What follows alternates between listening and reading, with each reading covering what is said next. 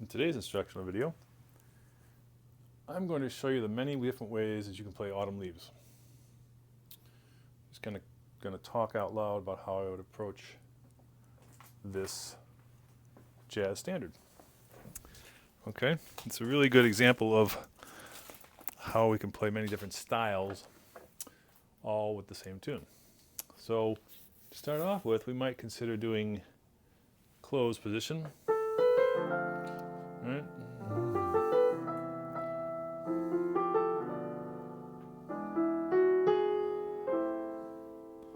Now, if you're a beginner, we could do triads closed.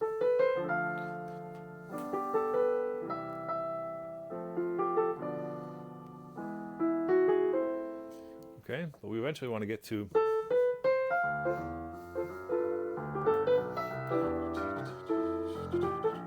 or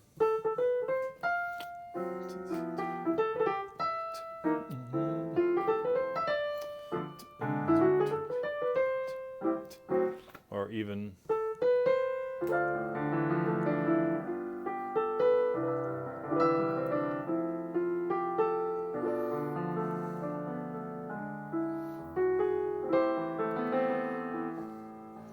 okay, so each one of those styles has a particular sound and is, definitely effective.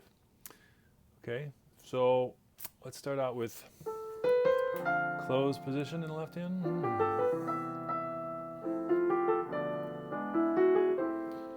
That's fairly nice, but there's still a lot of space. We typically don't want to hold this chord for the entire 4 beats.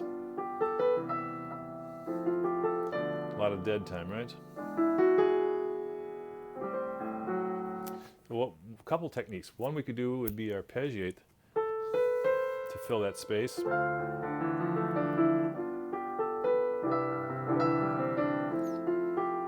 Okay, all I'm doing there is basically playing the chord tones, and I'm putting the important notes of the chord, the 3 and the 7, right, and the melody in the right hand. So I've got my basic D minor 7, except for the root, but the root's being played in the bass. So we've got everything we need. Now we have a busy melody, so we don't want to arpeggiate there, but now we have a pretty static melody. Busy melody, we don't want to play an arpeggio there. Now we have a static melody, or held melody, etc. Okay, static melody. Okay, so you really have to think about this and say, when do I want to arpeggiate? When do I want to hold back? And when you have a busy melody, you don't want to get a busy left hand. But when you have a held melody for 4 beats, maybe even 2 or 3, that's when you want to fill the space with one option, which is the arpeggio. Okay, another thing you can do to fill the space is to delay the entry of the chord. 2, 3, 4, 1, 2, 3, 4, 2, 3, 4, right? So it's what I call split the difference. You have 4 beats of the melody. If I play the chord on beat 1, all I can do is basically hold it. But if I play the melody on 1 and then come in on beat 3 with the chord, now I've filled some of that space and it sounds a little more balanced. 2, 3, 4, 2, 4, 1 on beat 3, beat 3, 2. Now, if we do closed, you can do what I call melodic thumb, where you move the thumb to the nearest chord tone of the next measure. So we got D minor 7, essence of G7, C major 7, F major 7, B minor 7 flat 5 to the tritone for E. So my thumb is moving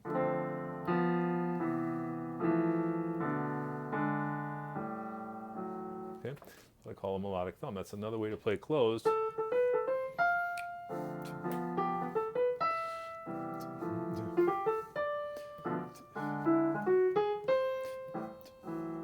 Right, without moving so much, without jumping around. We could play it open. Add some ninths. Right, there's my 9. Ninth. Maybe a flat 9. Right. We can do some under 6. chromatic dominance.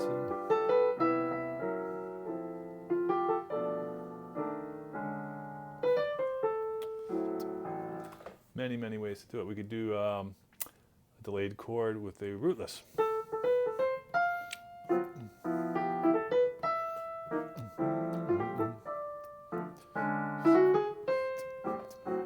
Okay, many different ways. So it depends if you want to go fast or slow, but I typically go,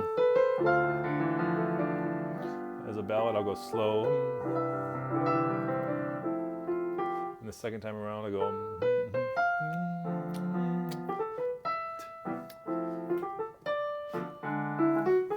and maybe improvise.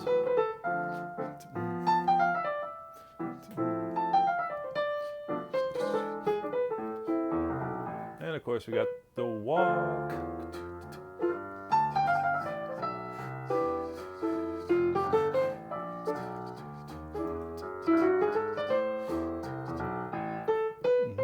You don't even have to improvise when you do the walk.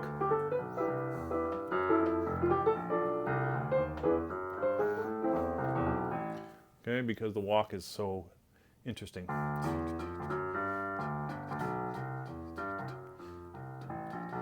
Right? So don't even worry about improvising so much when you're doing the walk.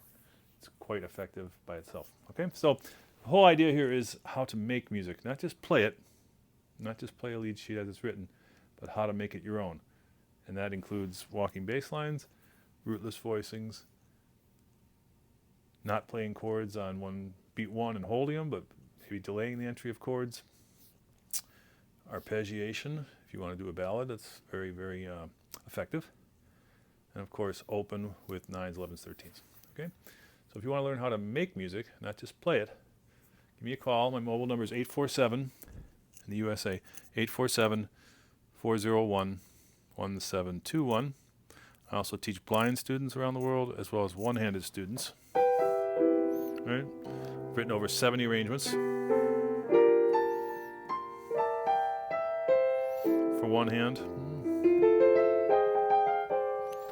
Okay, and I teach, as I mentioned, blind students, one-handed students, as well as two-handed students.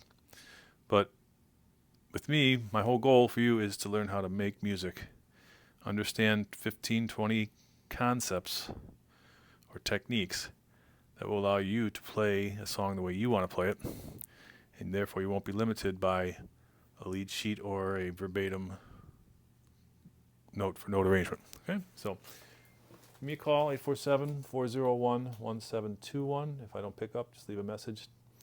Or you can leave me your email address on that.